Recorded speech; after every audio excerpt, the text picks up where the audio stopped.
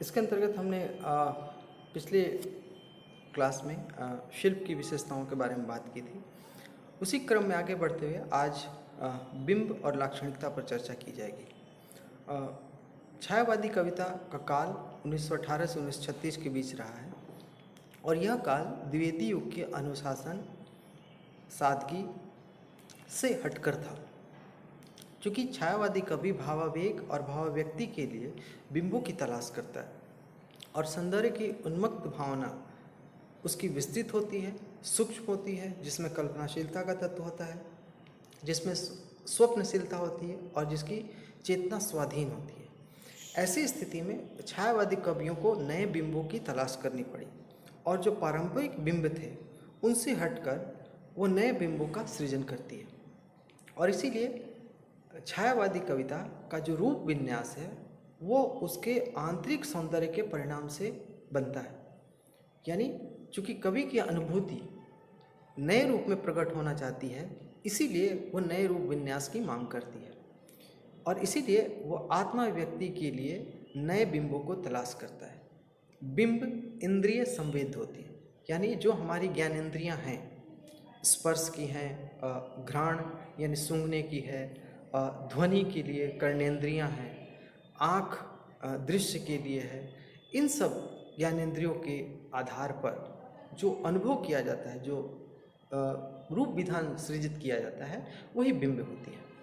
तो इसलिए इंद्रिय संबंध और इसीलिए वो दृश्य बिंब कहलाते हैं, जो आँखों से दिखाई देते हैं। जो ध्वनि के माध्यम से होते हैं वो ध्वनि बिंब होते हैं, जो कान के से सुनाई पड़ते हैं। इसके द्वारा जो त्वचा के स्पर्श से प्राप्त होते हैं वो स्पर्श बिंब होते हैं और जो सूंघने से या नाक के माध्यम से जो होते हैं वो घ्राण बिंब के रूप में सृजित किए जाते हैं। तो इस प्रकार छायावादी कविता में यदि देखा जाए तो कवियों ने दृश्य बिंब, ध्वनि बिंब, स्पर्श बिंब और घ्राण बिंब का प्रयोग किया है। और ये इन बिंबों की विशेषता रही है कि इन बिंबों में प्रभाव पर बल दिया गया है, प्रभाव साम्य पर बल दिया गया है, रूप पर बल नहीं दिया गया। यानी किसी के आकार दो चीज़ों के मिलने से उसे बिंबगत सामंजस्य नहीं स्थापित किया गया, बल्कि प्रभावगत सामंजस्य स्थापित किया। यानी दो वस्तुओं के प्रभाव में जब एक रूपता होती है तो उसे बिंब के रूप में प्रस्तुत किया गया है, जिसे हम अभी कविता के उदाहरण के द्वारा देखेंगे। बिंब छायावादी कविता के विराट भी होते हैं और सूक्ष्म भी होते हैं, स्थिर भी हैं और गतिशील भी हैं। इनमें भाव प्रवणता अधिक होती है। क्योंकि छायावादी कवि भावुक होता है और अपनी प्रणय भावना को या भावुकतापूर्ण स्थिति का चित्रण करता है, इसलिए बिंबों में एक संश्लिष्टता दिखाई देती है। यानी अनेक बिंब एक साथ जुड़े हुए दिखाई देते हैं। कवियों के उदाहरण के तौर पर यदि हम देखें तो जैसे जयशंकर प्रसाद की जो कविता है कामायनी काव्य ग्रंथ, उस कामायनी में जो श्रद्धा का चित्रण है यदि हम देखें तो कई बिंबों को हम स्पष्ट देख सकते हैं। श्रद्धा के सौंदर्य चित्रण में जब कवि कहता है घिर रहे थे घुंघराले बाल अंश अवलंबित मुख के पास, तो यहाँ पर पूरे के पूरे रूप को चित्रण करने के लिए श्रद्धा का एक नए बिंब की बात की जा रही है। फिर उसी तरह यदि महादेवी वर्मा में यदि हम देखें तो मैं नीर भरी दुख की बदली के बिंब को यहाँ पर प्रस्तुत किया गया। उसी तरह निराला बादल राग जब कविता लिखते हैं तो उसमें बादल का मानवीकरण करते हैं, जिसमें बादल हंसता है, जिसमें बादल को पागल बादल भी कहते हैं। तो ये भी एक नए बिंब के रूप में सृष्टि होती है। उसी तरह पंत की कविता परिवर्तन में भी अनेक बिंब देखने को मिलते हैं। जब वो कहते हैं अहे वासुकी सहस्त्र फन, तो वासुकी नाग के रूप में परिवर्तन की कल्पना करना या उसे बिंब के रूप में प्रकट करना कि वो जिसके सहस्त्र फन वाले नाग वासुकी नाग के रूप में परिवर्तन को व्याख्यायित करना चाहते हैं। इस तरह से निराला की अन्य कविताएं जो हैं, जैसे कि राम की शक्ति पूजा में यदि हम देखें तो विराट बिंबों का का प्रचलन मिलता है, जिसमें वो कहते हैं अमानिसा उगलता गगन घन अंधकार, जिसमें अमावस की रात है और उसमें अंधकार को उगला जा रहा है, यानी अंधकार और भयानक होते जा रहा है। तो इस तरह से विराट बिंबों की परिकल्पना भी छायावाद की एक विशेषता होती है, जो विशिष्ट तौर पर निराला में या फिर पंत में कई रूपों में दिखाई देती है। कामायनी में जैसा कि हमने चर्चा की उसमें दिखाई देती है। इस प्रकार हम कह सकते हैं कि छायावादी कविता में जो बिंब हैं वह विराट और सूक्ष्म होकर भी एक नएपन के साथ प्रस्तुत होते हैं। छायावाद की एक और विशेषता है जो महत्वपूर्ण मानी जाती है, वह है लाक्षणिकता।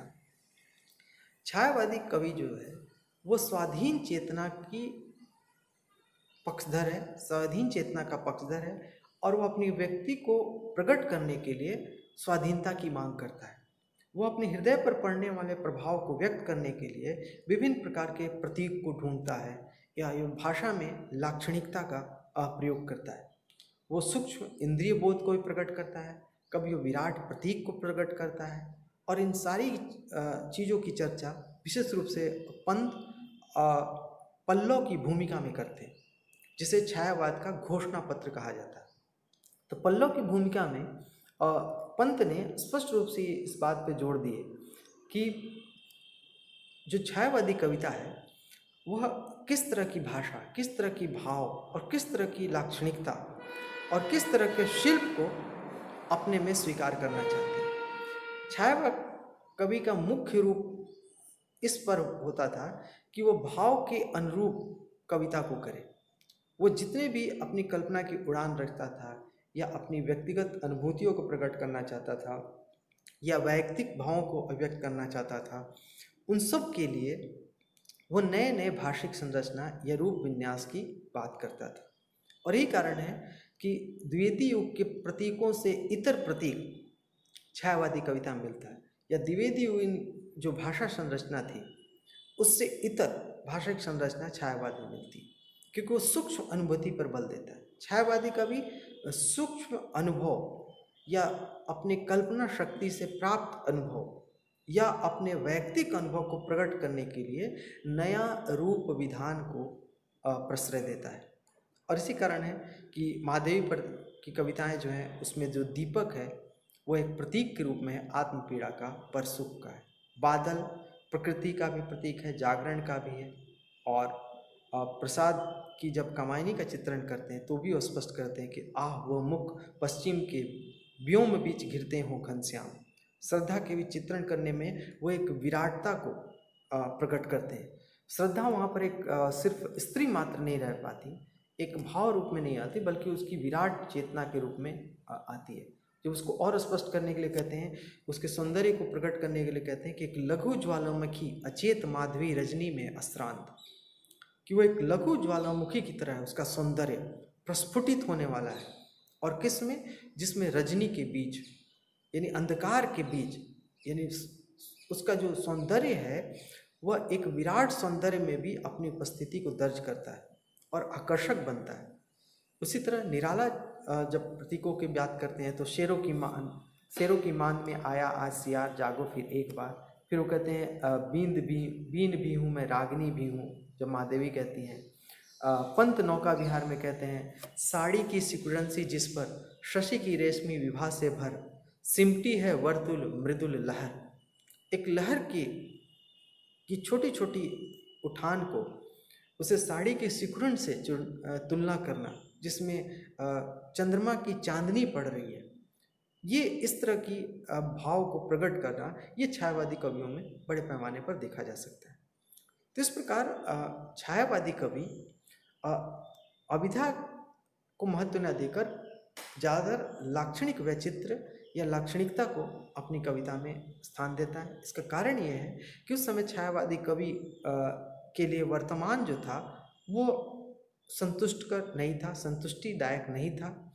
इसलिए कवि एक नए लोक या एक बेहतर दुनिया की बात करना चाहता है, और इसीलिए वो एक कई बार रहस्य की ओर जाता है या फिर एक ऐसे लोक की बात करता है जो लोक से बेहतर हो, लोकोत्तर हो। वो पारलौकिकता की बात नहीं करता, बल्कि लोक में श्रेष्ठता की बात करता है। और इसके कारण उसकी जो संरचना है, जो अभिव्यंजना है, कविता प्रस्तुत करने का जो तरीका है, वो अन्य धाराओं की कविता से हटकर हो जाती है। तो इस प्रकार सारांश के रूप में हम कह सकते हैं कि द्विवेदी युगीन कविता जो थी वह बहिर्मुखी कविता थी, अतः स्थूलता और वर्णनात्मकता को महत्व देती है। लेकिन छायावादी कविता जो है वो जीवन के सूक्ष्म चित्रण पर बल देती है, इसीलिए चित्रात्मक है, सांकेतिक है और अर्थ गांभीर्य को प्रश्रय देती है। यानी सूक्ष्मता है इसलिए चित्रात्मकता है, सांकेतिकता है और अर्थ गंभीरता है। अर्थ गंभीरता उसे बौद्धिक बना देती है, रहस्यात्मक बना देती है। सांकेतिकता भी उसे कई जगह रहस्यात्मक बना देती है। वो मनोजगत को गहराई से प्रकट करना चाहता है। वह कल्पना शक्ति की उड़ान भरने वाली कविता है। वो व्यक्तिनिष्ठ कविता भी है। वह अनुभूति को महत्वपूर्ण बनाती है। वो अंतर्मुखी कविता है। वो अनुभूति को आध्यात्मिकता की ओर ले जाती है और उसकी स्वाधीन चेतना जागरण, प्रकृति और प्रणय में भी दिखाई देती है। यानी स्वाधीनता केवल स्वतंत्रता की लड़ाई नहीं है, बल्कि वो जागरण की भावना भी है। वो शक्ति का प्रतीक भी है और वह प्रकृति की ओर जाता है क्योंकि प्रकृति की स्वतंत्रता उसे आकर्षित करती है। वो प्रणय को भी उन्मुक्त मानना चाहता है। इस प्रकार छायावादी कविता में इन सब भावगत विशेषताओं के साथ साथ शिल्पगत विशेषताएं भी समाहित है। इसमें एक महत्वपूर्ण बात हमें ध्यान रखनी है कि छायावादी कविता का जो दौर था वो 1918 से 36 का दौर था, जिसमें स्वतंत्रता आंदोलन जोरों पर थी और उसमें नरम और गरम दल की दोनों धाराएं एक साथ चल रही थी। लेकिन इसके साथ साथ हमें ध्यान रखना कि अंग्रेज़ों के अत्याचार भी बढ़ रहे थे। 1919 में जालियांवाला बाग हत्याकांड भी हो चुका था। यानी अंग्रेज बेरहमी से भारतीय स्वतंत्रता आंदोलन को कुचल रहे थे। इसलिए जनमानस में एक असंतोष भी था, डर भी था, निराशा भी था और भय भी था। और यही कारण है कि छायावादी कविता भी उस डर, भय, निराशा और असंतुष्टि के वातावरण में जो अपनी कविता प्रकट करता है उसमें कहीं ना कहीं रहस्यात्मकता का आवरण होता है, लाक्षणिकता का पुट होता है। लेकिन जो कुछ वो प्रकट करता है उसमें समकालीनता का दबाव निश्चित तौर पर दिखाई देना चाहिए और इसी रूप में हमें देखना चाहिए। तो हम समग्र रूप से कह सकते हैं कि छायावादी कविता की मुख्य विशेषता उसके अंदर की स्वाधीन चेतना है और स्वाधीन चेतना उसे कल्पना की उन्मुक्त उड़ान देती है, भाव की उन्मुक्त उड़ान देती है, वो स्त्री के प्रति नए दृष्टिकोण देती है और इसके साथ साथ इन सब भावगत होने के कारण एक नए रूप विन्यास को गढ़ती है, जिसमें भाषा खड़ी बोली होते हुए भी द्विवेदी युग से हटकर है, जिसमें अंग्रेजी के शब्दों के अनुदित रूप भी स्वीकार किए जाते हैं, जिसमें विराट बिंब और विराट प्रतीक भी हैं, सांकेतिकता भी है और चित्रात्मकता भी। इस रूप में हम कह सकते हैं कि छायावादी कविता एक महत्वपूर्ण कविता है। इसका कारण सिर्फ ये नहीं है कि इसमें नयापन है, बल्कि इसका कारण इससे भी होता है कि उस समय की कालजयी रचना कामायनी आज भी विश्व की श्रेष्ठ रचनाओं में है। जो कविताएं छायावादी कवियों ने इस हिंदी साहित्य को दी है वे आज भी प्रासंगिक हैं और अपने आप में हिंदी साहित्य को गौरवपूर्ण स्थिति तक पहुंचाते हैं। इस रूप में छायावादी कविता का योगदान काफ़ी महत्वपूर्ण है और इतिहास में इसे स्वर्ण युग के रूप में भी जाना जा सकता है। यानी हिंदी साहित्य के आधुनिक काल में छायावादी कविता की धारा को हम स्वर्ण काल भी कह सकते हैं, क्योंकि इसमें जो रचित कविताएं हैं, चाहे वो राम की शक्ति पूजा हो, चाहे सरोज स्मृति हो, चाहे वो कामायनी हो, चाहे परिवर्तन हो या फिर महादेवी की यामा, इन सब की आज भी हमारे लिए बेहद लोकप्रिय हैं और प्रासंगिक कविताएं हैं। इस प्रकार छायावाद की महत्वपूर्ण विशेषताएं संक्षेप में समझी जा सकती हैं। अगली कक्षाओं में हम छायावाद के बाद प्रगतिवाद के संदर्भ में बात करेंगे।